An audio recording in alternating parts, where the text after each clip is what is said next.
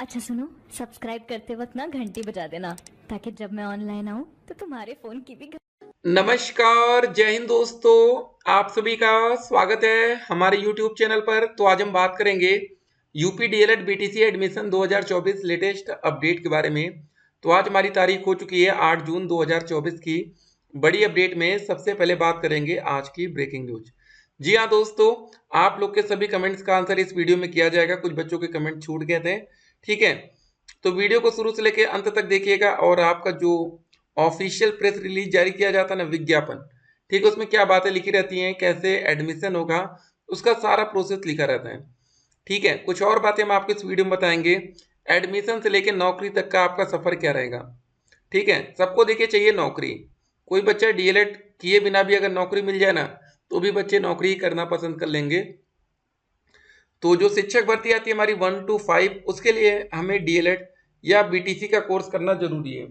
बिना इस कोर्स के आप, ठीक है, शिक्षक भर्ती में सम्मिलित नहीं हो सकते। ये इंपॉर्टेंट बात है। तो उसके बाद दोस्तों क्या क्या डॉक्यूमेंट्स की जरूरत पड़ेगी आगे चलकर, सब कुछ हम इस वीडियो में देखेंगे। कौन कौन से विषय आपको प्रथम सेमेस्टर में पढ़ने पड़ेंगे, उन सभी विषय की लिस्ट भी यहाँ पर आपके सामने रख दिया जाएगा। तो हमने दोस्तों कल आपको बताया था कि जैसा कि आप देख रहे हैं कि अब जो सरकार अब बन रही है ना, पूर्ण बहुमत नहीं है। तो सिंपल सी बात है, अब एक, ठीक है, गठबंधन की सरकार रहेगी, चाहे किसी की भी बन रही है। तो अब होगा क्या आने वाले टाइम में कि नौकरी आपको देखने को मिलेगी। अभी तक नौकरी नहीं आता था तो चल जाता था, लेकिन अब ऐसा नहीं चलेगा। चलिए पहले कुछ कमेंट्स को हम देखते हैं। सर मेरा हाई स्कूल में 82 है, 12वीं में 79 और ग्रेजुएशन में 75 है। क्या गोरखपुर डायरेक्ट मिलेगा? देखिए गोरखपुर से काफी बच्चों के कमेंट्स हम देख रहे हैं आजकल। तो यहाँ पर बच्चों के नंबर भी बहुत अच्छे आ रहे हैं, ठीक है। तो जरा देख लेते हैं। 82%, 79 और 75 जोड़ लेते हैं। 9 2 11 और 11 6 16, 8 7 15 7 22 1 23, 236 नंबर। जी हाँ दोस्तों, अब यादव जी हैं तो यहाँ पर ओबीसी कैटेगरी आपकी लग जाएगी। तो ओबीसी में हमने बताया भी है आपको 235 से ऊपर आप 90% का आपका चांस हो जाएगा कि आपको गवर्नमेंट कॉलेज मिल जाना चाहिए। एक बात ध्यान रखेंगे, जब फर्स्ट राउंड की काउंसलिंग होती है कभी भी, तो उस टाइम मेरिट हाई जाती है, ठीक है ना। तो आप लोग प्राइवेट कॉलेज का विकल्प मत डालिएगा, नहीं तो आपको, ठीक है, प्राइवेट कॉलेज ही अलॉट कर दिया जाएगा, फिर आप दिक्कत में आ जाएंगे। अब अगला देखिए, सर हम डीएलएड में रजिस्ट्रेशन के लिए क्या क्या डॉक्यूमेंट चाहिए, रजिस्ट्रेशन कब से होगा, ठीक है। अब देखिए रजिस्ट्रेशन के लिए डॉक्यूमेंट्स की जो जरूरत पड़ेगी वो डॉक्यूमेंट्स की हम लिस्ट आपको बताते हैं। सबसे पहले आपका ग्रेजुएशन का रिजल्ट आप तैयार रखिएगा, हाई स्कूल का रिजल्ट, 12वीं का रिजल्ट, बस इतने डॉक्यूमेंट्स चाहिए होंगे। बाकी आपका नाम ये सब और आपके घर का एड्रेस ये मांग लिया जाता है। फोटो आपकी एक लगती है और सिग्नेचर लगेगा। सर मैंने बीएड किया है, अब बीटीसी करूंगा तो स्कॉलरशिप आएगी बीटीसी में या नहीं? तो देखिए इसका हम क्लियर नहीं बता सकते। देखिए कुछ चीज़ें ऐसी होती है ना जिसमें कोई कंफर्मेशन नहीं होती है। तो एक बच्चा था हमारे साथ जिन्होंने बीटेक कर रखा था, उसकी स्कॉलरशिप नहीं आई बीटीसी में, और कुछ बच्चों की कभी कभी आ जाती है। तो इसमें कोई गारंटी नहीं कि आपकी स्कॉलरशिप आएगी कि नहीं, ठीक है। ये बहुत ही खतरनाक क्वेश्चन है। और आपको बता दें बहुत से बच्चे कुछ नहीं करके आते, बीए करके भी आते हैं, तो भी उनकी स्कॉलरशिप कभी कभी नहीं आती है। तो आना ना आना एक अलग मैटर है, ठीक है ना। तो एक काम आप ये कर सकते हैं कि आप लोग जिस भी कॉलेज में एडमिशन लेना चाहते हैं उस कॉलेज में एक बार बात कर लेंगे तो बेहतर होगा। सर ओबीसी से हाई स्कूल में 72%, 12वीं में 66 है, ग्रेजुएशन में 70 है, गवर्नमेंट कॉलेज मिल जाएगा? देखिए नहीं, इतने में आपको गवर्नमेंट कॉलेज नहीं मिल पाएगा, ठीक है। तो गवर्नमेंट कॉलेज की कट ऑफ बहुत हाई जाती है। देखिए जनरल कैटेगरी में 240 प्लस, ईडब्ल्यूएस में 235 प्लस, ओबीसी में 235 प्लस, एससी में 230 प्लस, एसटी में 210 प्लस या 200 प्लस, फिजिकल हैंडीकैप में 200 प्लस, यहाँ भी मान लीजिए। तो ये आपकी कट ऑफ है जिसमें आपको 90% चांस हो जाएगा कि आपको सरकारी कॉलेज मिलेगा, ठीक है। बाकी इससे कम नंबर है तो प्राइवेट कॉलेज के चांसेस काफ़ी ज़्यादा हैं। एक बात और, आप लोग समर्थन किसी भी सरकार का करें, एक चीज़ जरूर सोचिएगा, क्या बीजेपी की सरकार ने लास्ट 10 साल में उत्तर प्रदेश में एक भी सरकारी डीएलएड का कॉलेज खोला है क्या? डाइट कॉलेज का इन्होंने खोला है, कोई बनाया है? देखिए सभी बच्चों को यहाँ पर डाइट ही कॉलेज चाहिए, क्योंकि इसकी फीस एक साल की 10,200 रुपये होती है। प्राइवेट कॉलेज की फीस एक साल की 41,000 होती है। आप समझिए इन सब बातों को। सबसे इंटरेस्टिंग बात आपको बताएं, सरकारी कॉलेज की फीस कितनी होती है? 10,200। लेकिन सरकारी कॉलेज में जो टीचर आपको पढ़ाते हैं ना, उनकी सैलरी 1-1 लाख तक होती है लगभग लगभग। और जो प्राइवेट कॉलेज की फीस तो आपकी ज़्यादा है, लेकिन वहाँ के टीचर की सैलरी 10,000 भी मुश्किल से होती है। तो ये अंतर है सरकारी और प्राइवेट में, ठीक है ना। तो ऐसी सरकार को चुना करिए जो सरकारी कॉलेज खोले, ठीक है ना, प्राइवेट की तरफ बढ़ावा ना दे। एक भी बच्चा ऐसा नहीं मिलता हमें जो कहे सर हमें प्राइवेट करना है।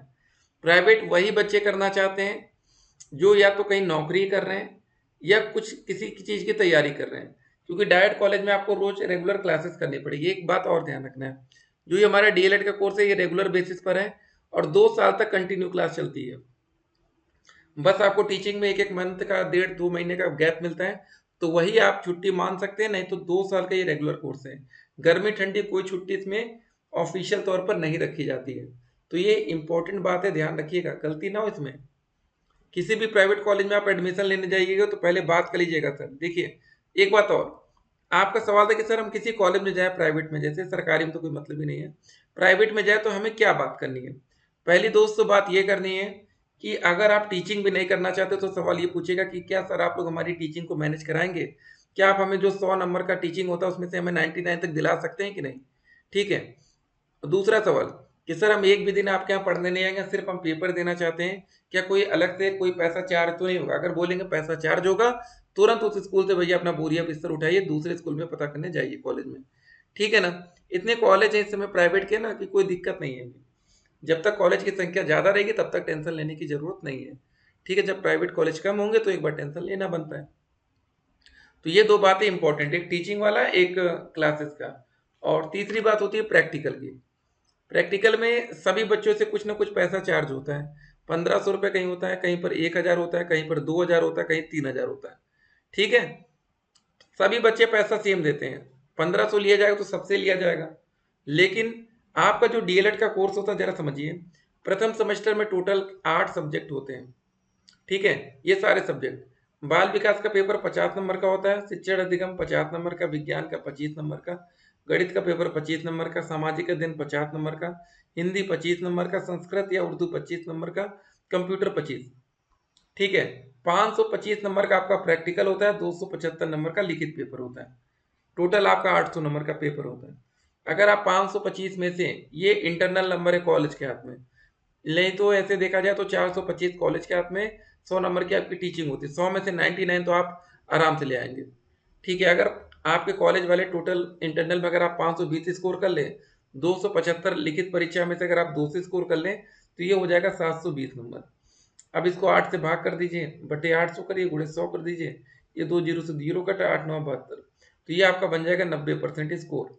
तो डीएलएड में 90% स्कोर लाना बिल्कुल बच्चों का खेल है, ये हम आपको बताना चाहते हैं। एक बात याद रखिएगा, बैक नहीं लगनी चाहिए। जो नंबर क्वेश्चन पेपर 50 नंबर का होता है पास होने के लिए 25 नंबर, जो क्वेश्चन पेपर 25 नंबर का होता है पास होने के लिए 12 नंबर। ठीक है। ये सारे डॉक्यूमेंट्स अलॉटमेंट लेटर डाउनलोड करना पड़ेगा, आवेदन पत्र का प्रिंट आउट। जब दोस्तों आप लोग आवेदन करेंगे कैंडिडेट रजिस्ट्रेशन पार्ट 1 से लेके सब कुछ, तो जो आप ये प्रिंट एप्लीकेशन फॉर्म करते हैं ना फाइनल वाला, इसको आपको डाउनलोड करके रखना पड़ेगा, क्योंकि इसी में आपने अपने ग्रेजुएशन के नंबर, हाई स्कूल के नंबर, इंटर के नंबर डाले थे। तो जब आप लोग अपने ओरिजिनल रिजल्ट लेकर जाएंगे ना कॉलेज में, तो वो आपका जाके मिलाएंगे कि भैया कितना कितना नंबर कैसे डाला गया है। ठीक है। तो ये बात हो गई। तो जब आपका ये कंप्लीट हो जाएगा, फॉर्म भर देंगे, तो उसके बाद स्टेट रैंक जारी होती है, इसको डाउनलोड करना पड़ता है, फिर ओटीपी जनरेट करने के लिए 5,000 रुपये की पेमेंट कराएंगे। ये सारा प्रोसेस है। टोटल आपका 10,000 पहले जमा हो जाता है। बाकी देखिए, निवास को लेकर ध्यान रखिएगा, ऐसे अभ्यर्थी आवेदन हेतु पात्र होंगे जो उत्तर प्रदेश से स्थायी निवासी हो, ये सिंपल सी बात ध्यान रखिएगा। सोशल मीडिया की तमाम अफवाहों से बचना है। ठीक है। आवेदन में कोई सुधार का आपको मौका नहीं मिलेगा। ठीक है ना। फॉर्म भरते समय गलती करेंगे तो फिर बाद में पछताएंगे। एज लिमिट मिनिमम 18 साल, फीस आपकी 700 रुपये लगनी चाहिए आवेदन करने के लिए, और 41,000 और 10,200 फीस है। एलिजिबिलिटी क्राइटेरिया आपका ग्रेजुएशन में मिनिमम 50 से लेके 45%। डीएलएड करें या बीटीसी या बीएड, डीएलएड करके आप 1 to 5, 6 to 8 के टीचर बनेंगे, बीएड करके आप 6 से 8, 9 से 10, 9 से 10 में सब्जेक्ट कॉम्बिनेशन इंपॉर्टेंट होगा। चलिए दोस्तों, मिलेंगे एक और वीडियो में, तब तक के लिए स्टे कनेक्टेड। और डीएलएड से नौकरी तक का सफ़र ये है कि जब आप नौकरी करने पहुंचेंगे तो आपका वहां पर भी हाई स्कूल, इंटर, ग्रेजुएशन और डीएलएड का नंबर, और 60% आपका सुपर टेट का नंबर जोड़ा जाएगा। उसके बेस पर एक मेरिट बनती है, तब आपका नाम चयन लिस्ट में आएगा। फिर मिलेंगे, स्टे कनेक्टेड।